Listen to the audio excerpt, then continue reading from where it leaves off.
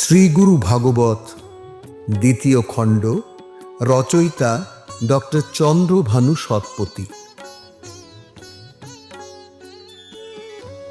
পর্ব 178।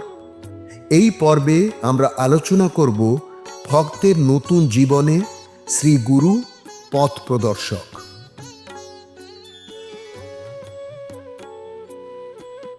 বিশ্বের সদ্গুরুর প্রতি এবং যারা প্রকৃত অর্থে জ্ঞান প্রদানে সহায়ক ভূমিকা পালন করেছেন তাহাদের সবাইকে আমাদের প্রণাম জানাই।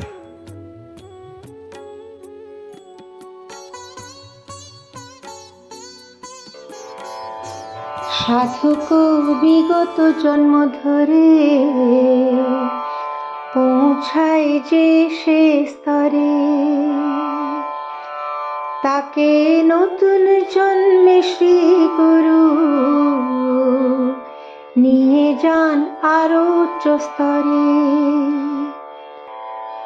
ভক্ত যদি জন্মে নতুন, লয় যদি গুরুর শরণ, পূর্ব জন্মের স্তরের থেকে আরো উচ্চ স্তরে নেন তাকে। একজন আধ্যাত্মিক সাধক এক জীবনে আধ্যাত্মিক বিবর্তনের যে স্তরেই পৌঁছায় না কেন, পরবর্তী জীবনে সদ্গুরু তাকে আরও উচ্চ স্তরে নিয়ে যান। পরবর্তী জীবনে একজন সদ্ভক্ত শ্রীগুরুর সুরক্ষা চায় এবং শ্রীগুরু তাকে পূর্ববর্তী জীবনের স্তরের থেকেও আরও উচ্চ স্তরে নিয়ে যান। যেখানে শ্রীগুরুর ধর্মনীতি দেন তাকে সুখ অনুভূতি, পুণ্য প্রবৃত্তি সঞ্চার করি, ভক্তিতে তার হৃদয় ভরি। গোপন আধ্যাত্মিক জগতে সোপান থাকে কত না সতে, নিম্ন স্তর থেকে উচ্চ স্তরে ভক্তকে তিনি আনেন ধীরে।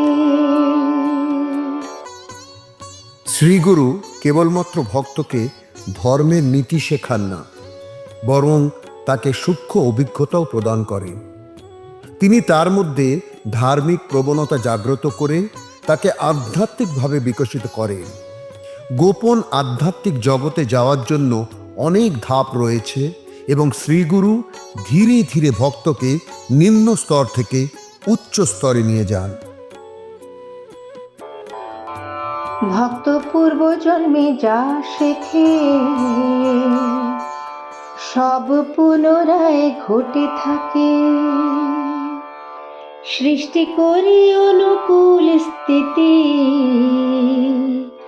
সুভক্তর করান প্রগতি।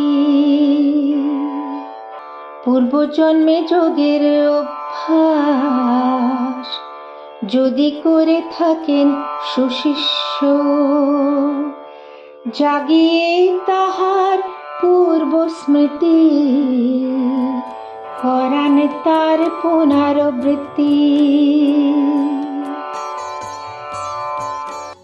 এইভাবে প্রাথমিকভাবে ভক্ত পূর্বজন্মে যা শিখেছিল তা পুনরায় অনুশীলন করে।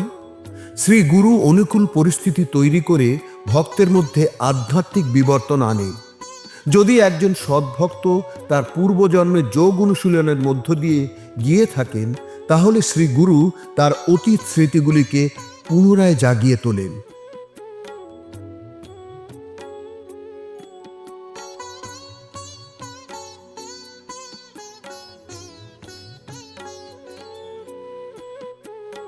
শ্রী গুরুর চরণে আমাদের সবাইকার সাষ্টাঙ্গ প্রণাম।